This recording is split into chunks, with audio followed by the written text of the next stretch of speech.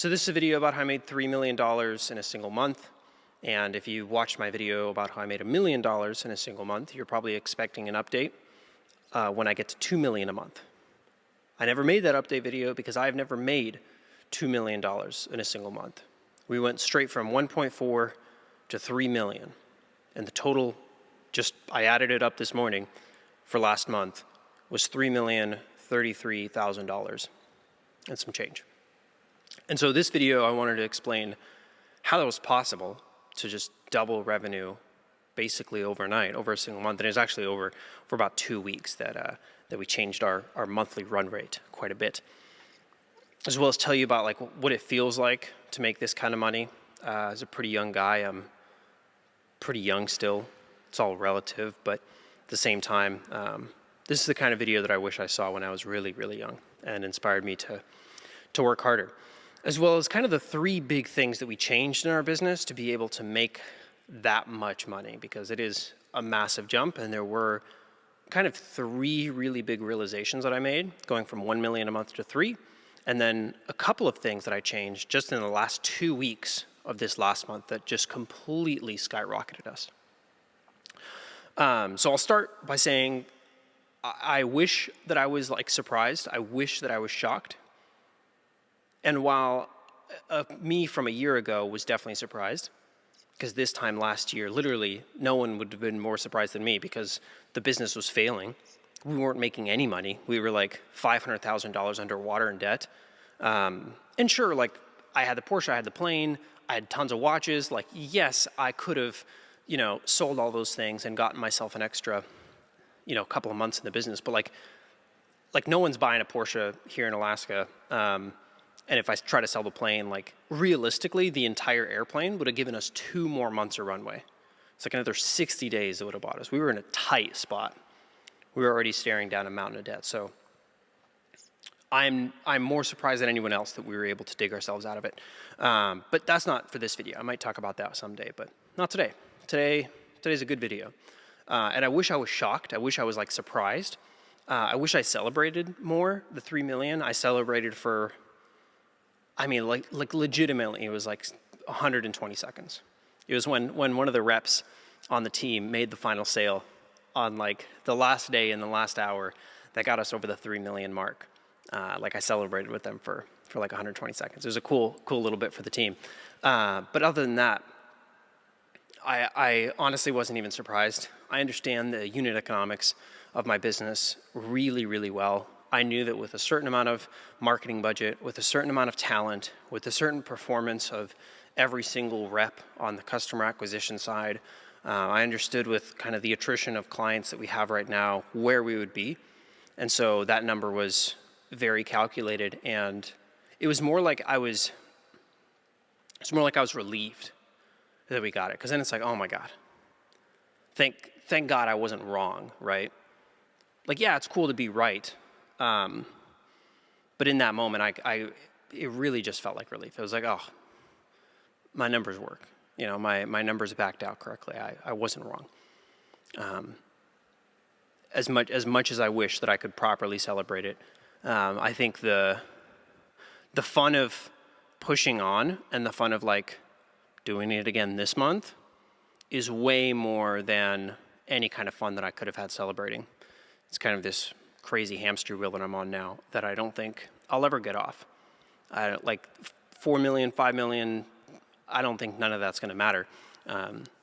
Maybe when I get to 10, because that's a round number, and we use a numeric system that favors 10 over 9 or 11 or stuff like that. But even then, I know it's going to be fleeting. I know it's going to be short-lived. So this video isn't to congratulate myself. It's just to explain kind of what I did to get there, the focus and effort that it took in my business, and what I realize is actually important in scaling a business to at least $3 million a month. More specifically, our run rate right now on a day-to-day and week-to-week basis, which I know if you run a big business, please don't make fun of me. I know it's so silly to say we have a certain run rate per week, but at the same time, if you've ever scaled a business really quickly, if you've ever done the jump from 1.4 to 3 million in 30 days, you probably also get this, like, we've changed so much in the last 2 weeks, just like and I'll talk about it. I'll talk about what we changed, but I really am measuring this on a week-to-week basis because we made some massive changes to the company in the last 2 weeks, and it's just completely blown up. So looking forward into next month, I'm not gonna say anything until it's true, but I'll probably make another one of these videos next month. So update you guys on what this month holds. But today's Labor Day. I celebrated by laboring. Was in the office for a little bit, had a couple of team meetings, and just looked at the final stats. Did all the accounting on where the month closed at, and we were at 3,033,000. And here's 3 things that kind of got us there, got us over the $1 million month mark, and got us there so aggressively that we completely skipped the $2 million per month phase, where I know a lot of businesses get stuck.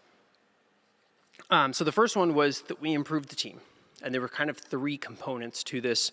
The first one was we just grew the team. It's really hard to know what to improve until you have a certain amount of size to where you can draw comparisons. Like human beings, math, statistics, all of our points of reference for what something good and bad is come from other points of reference. It's all comparative. And so when you have a really good employee and a really bad employee, you can compare the two, and you can understand kind of who's better and who's worse. If you run a small business, you probably have a couple of good employees and a couple of bad employees. But if you have a dozen employees, or 2 dozen, or 3 dozen, or way more, it's way easy to spot the underperformers, especially if they're in KPI-based roles like sales or fulfillment, where you can track 10, 20 different data points to understand how good of a rep is it and what exactly are they good at. That was a big unlock for me. I didn't have it January when we hit $1 million a month, 8 months ago, and we were kind of just spitballing. So when I try to stretch that system, when I try to overload it, I had maybe 7 reps on the team at the time, and I didn't really understand who was good and who was bad in a detailed enough way to know how to push the system, how to double the output. I hired more reps, and I ended up hiring more bad ones because I couldn't measure the right way. Sure, we were measuring close rate, we were measuring total revenue, we were measuring revenue per call, but there's so many more metrics that if you've ever run a sales team, you know that's barely scratching the surface. That's kindergarten territory, especially if you're trying to grow a sales team to $3 million a month. And so growing really exposed a lot of weak links for us, showed us who was exceptional, who was average, and a small team, back when I had a small team, kind of hid that lack of performance, and I couldn't properly attribute the wins to the people that were successful because there just weren't enough data points across the entire system.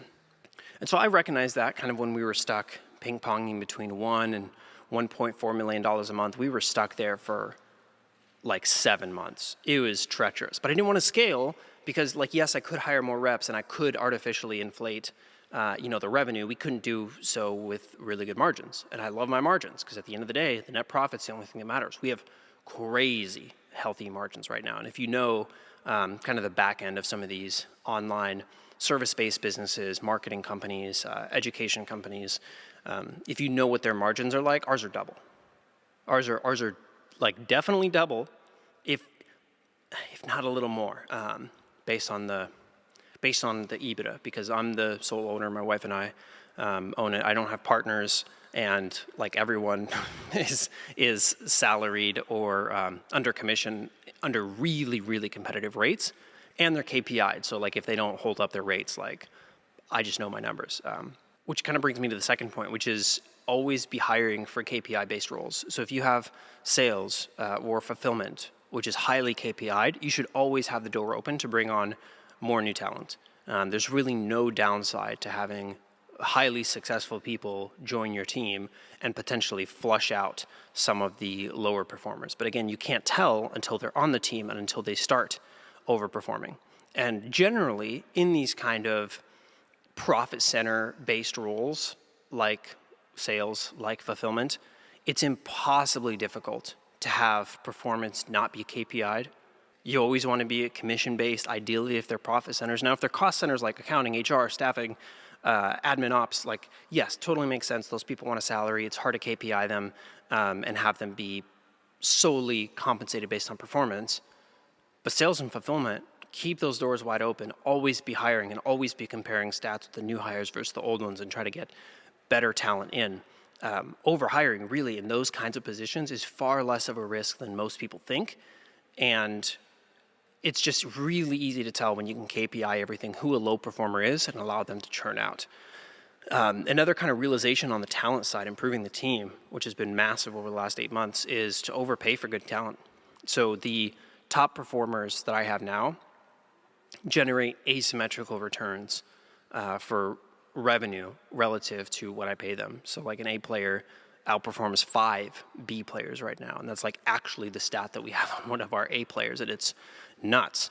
At least that was my experience. So definitely pay above market to keep people if you can and acquire people that are at a higher skill level.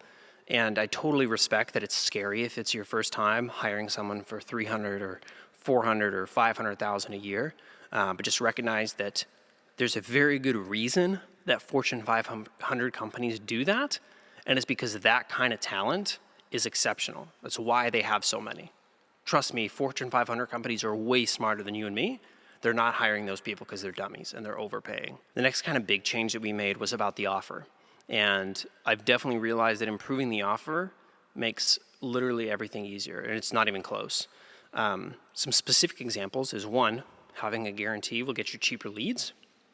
It's not going to get you better closes, which is what people think.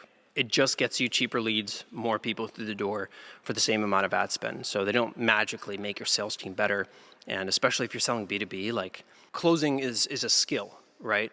It's not a function of lower customer acquisition cost. So you shouldn't expect your close rate to change very much with a guarantee. You can expect your lead volume to change. You can expect your cost to acquire a new lead to dramatically decrease. But if you confuse marketing efficiency with sales efficiency, you're going to blame the wrong problem when it doesn't work, or you have downstream side effects of that.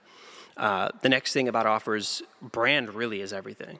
It is so crazy how a focused effort on brand over the last 8 months has improved our close rate. So all the social proof that we have now that we've developed over the last 8 months has dramatically shortened the sales cycle. It used to take over a week to round deals out. Now it's like a couple of days, and it's absolutely nuts. I did not expect it. Hundreds of reviews, testimonials, prospects just come in like convinced, and it's a pretty simple conversation to get them signed up. So that's one way that trust has almost doubled our close rate in the last 8 months, is just improving the testimonials, improving case studies, having material that supports the brand. And all of that makes the leads cheaper and easier to close for the team. And then kind of the last big thing that we had on the offer side that changed was actually just an audit of what we already offered. This happened in the last 2 weeks of the month, and this had just such a profound change in our company. It was massive, and I'm blown away, and I'll do a separate video on this if you want the details. But the premise of what happened is we didn't add anything new to our offer. We just sold the same exact thing in a different way. So we sold it way better.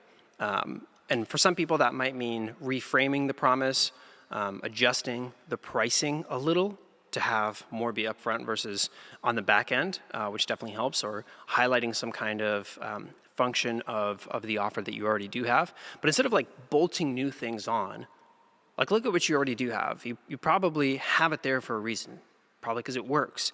How can you highlight different parts that either work better or more congruently to each other and explain that to the prospect to be able to close them out better? And that's really what almost doubled our revenue per lead in the second half of the month, and that's why our growth was so explosive. It's not that we did anything new, so we did the same exact thing, just slightly differently. And I'll give a little bit more detail here. We had a specific offer packaged with a certain type of deliverable, and when we split it out to offer just kind of same-day action, a little bit of an incentive for people that are ready to move faster, and when we added it on as a bonus, it actually dramatically improved our conversions. And so we had a lot more takers same day, knowing that if they signed up same day, if they, decided to loop their team in and just be a little bit more congruent on the call to kind of being decisive, which is what we were hoping for, that they would get that extra bonus. And it was included the whole time before. It's not like we added it. It's just we highlighted it by saying, if you're ready to move forward, if you bring your team to the call, we can do this special thing for you. And that literally doubled our revenue per lead. Some reps had more success with it, some less, but overall it ended up almost doubling it. So I expect as some of the more seasoned reps that aren't used to selling it different get adapted to this new style of selling, because they've sold it for months as a joint thing. Now that we separate it out, as they get more adapted, I'm sure our revenue per lead will go up even more. And then kind of the next big thing that I realized over the last 8 months is that the fastest growth rarely ever comes from adding new stuff. It kind of just comes from sharpening the position of what's already working. So how can you sell the same stuff just better? Like in the last 8 months, we didn't launch any new products. We didn't do anything new. Literally, the deliverables the same. We actually removed one of the 3 just now to make it more simple to understand. And so I see so many business owners that have they're making less than $1 million a month, and they have this crazy offer stack. And I'm like, dude, that's so difficult. That is so difficult. We do 2 things to make $3 million a month. 2 different packages, and they're basically identical. I wish I could trim it down to 1. I probably will find some way to trim it down to 1 before the year end. We'll find out. But these people walk around with $250,000, $500,000, $1 million businesses, sure, whatever, and they have 10 packages. They have 5 packages. I'm like, dude, that's such a headache. I couldn't do that. I swear swear on my life, I am not smart enough to run a business that does $3 million a month across 10 packages. I'm not. But I can do it with a business that runs 2. That's pretty straightforward. Did it last month. I also considered adding a new kind of low ticket thing as an easier entry point, kind of like a sample offer. I see a lot of people in adjacent industries doing sample offers.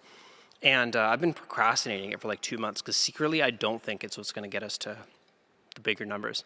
I don't think that's a bottleneck on revenue. So I'm strongly against anything distracting my team, and I think that would be a distraction, even though it's extremely easy to do and extremely easy to fulfill on, and it would just be and that's what all the business owners say, right? It's it's this super easy thing. It's just I tack it on to this thing and then that thing, and then it's completely hands-off. It's never hands-off, never ever. There's always customer support tickets. There's always, reputation management. There's always some kind of something that has to do with it. And, at this scale of revenue, whether you're here or you want to be here or you're way above me, you probably recognize that the bigger you get, the more expensive your attention becomes, and just diverting any of my attention to something that isn't absolutely essential to scale, that isn't essential to doubling our revenue right now per month, sounds like a terrible waste of time. So I'm going to avoid doing any of the new stuff until I desperately need it. The goal that I gave myself is I'm going to wait for 3 months of income to be flat and for us not to be able to increase it before I introduce a new product. And I simply don't think, we're so far away from that. We're so far away from that. Our ads this month, and we do organic and ads, but our ads this month were 15% of our top line revenue. 15%. That's not fully loaded CAC. We have sales commissions. Those are actually really cheap, far below market average. We have bonuses for different things. We have obviously other components to CAC, so it's not a fully loaded CAC. Our fully loaded CAC is also extremely competitive, but our customer acquisition cost just on the ad side is 15%. And it's I know other players in the space that are doing $5-6 million a month, a couple guys doing 8 and 10, that have their CAC at 30, 40%, 40% CAC. And I'm okay, we can literally triple CAC overnight and be fine. Especially with the margins that we have on the rest of the business, we're still going to outcompete them because our costs overall are so much more aggressively lower, because everything's in-house and everything is done by a team that we've really well refined over the last 8 months, kind of being stuck. I'm thankful I've been stuck. It's caused me to be very efficient with everything. And the last thing that I just wanted to say is new is fun, but fun will keep you broke, because very rarely does the fun stuff compound. And real discipline, especially with a big business, is just boring. And unfortunately, boring is where real wealth gets built. And I know it probably sounds extremely hypocritical for me to say we made $3 million a month and it was so boring. But like literally last month, other than the couple of, other than kind of the one change that I made to how we position our offer, like it wasn't even anything new. And I reduced the complexity because I removed one of the offers, and for the other offer I just like split something up. Like that was the only change I made. It was so boring.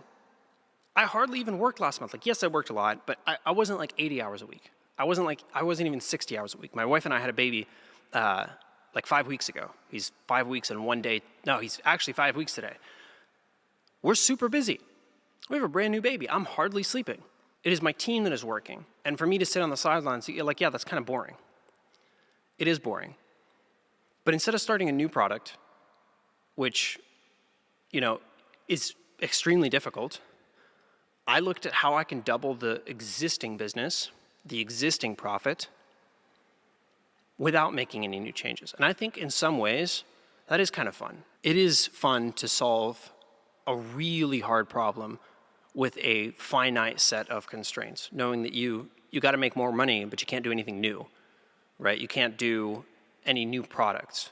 And I just see so many entrepreneurs hop around between one product and another thinking it's the silver bullet, when in reality it's just perfecting the one thing that they already are doing, which will probably get them there faster because they have the most experience doing the thing that they're doing. The knowns are known, and there are fewer unknowns, so you control the environment better. Grass is green where you water it, and all that stuff. So I guess one more thing. This is like a culmination of the entire year for me so far, and really what got us out of a terribly difficult spot last year. Like I ran the numbers with my accountant last year. I barely made no money last year. Last year we turned around several $1 million in revenue, and my take home on that, like I got the final numbers. It was like $350,000, which, like if you're broke, if you've never run a business before, $350,000 sounds like a lot. No, no, not for what I had to sacrifice. Not for what I had to sacrifice. Not even close. Last year was brutal. And it's a massive downturn from where I was before with the publishing company and even my own social media stuff. Last year was a big failure. And most of that revenue, just to be clear, most of that revenue came in the last quarter. It's the last 3 months where almost all that came from. So the entire year, basically, until I turned the business around, I was going broke. I was getting into more and more debt. And then thankfully, the last 3 months, I completely turned it around and ripped it. Again, story for another day, but the biggest thing that I've learned scaling this business here is, and I swear I would not have believed this if I had watched my own recording of me saying this, but it's always going to be the company that knows their customers better that wins. And if you look at some of the most successful companies in the world, like the tech companies, they're kind of the most successful because they're tech companies. They have the most amount of user data. They understand their customers the best. And if you can get really good data, a lot of it, and have it be clean, track that stuff, understand it, if you know how to interpret it, if you know what it actually means for your business and how to adapt, and then you do something about it, you absolutely will win. And I see tons of competitors in our industry doing basically the same exact thing that we are. And I see them rip off my ads, and I see them rip off our landing page and our offer and whatever. And legitimately, I have zero concern because I know what I've been through. I know our customers, and they can copy exactly what I did, but they will never be able to copy why I did it because they don't understand their customer, because they're not paying attention. And simply knowing more about our customer, having been through thousands of them at this point, I'm extremely confident I know how to build a better product, and every single month we get better. Every single month, we get about $3 million of revenue smarter, if not more next month. And so that makes me really excited. And that's kind of where my priority is. That's where my focus is getting an even deeper understanding of what works and what doesn't. And it's so specific to your business. You know, you can hire business gurus or consultants to tell you, like, here's a best practice, or this is what you should do online, or this is what you should do on social media. I swear all my life no one knows. And you are probably going to be more informed than any expert you hire about knowing your customer, because you have had the customer, not the business consultant. I know that sounds silly coming from someone who does social media, and yes, I tell people what to do on social media. I just want to really clear that up. I don't tell anyone what to do about their profession on social media. I'm not going to tell an accountant how to do accounting. Yes, I can put it together in a video for you and make it go viral, but you know your business more than anyone else does. You know your customer more than anyone else does. And the more you know your customer, the more successful you're going to be a business. And I guess that's it. If you want more in-depth stuff on any of these, let me know. Just leave a comment. I'll probably answer some comments with some follow-up videos this month. But other than that, I'm going to go finish out Labor Day with a little bit more labor. Hope this helps someone. And probably see you next month.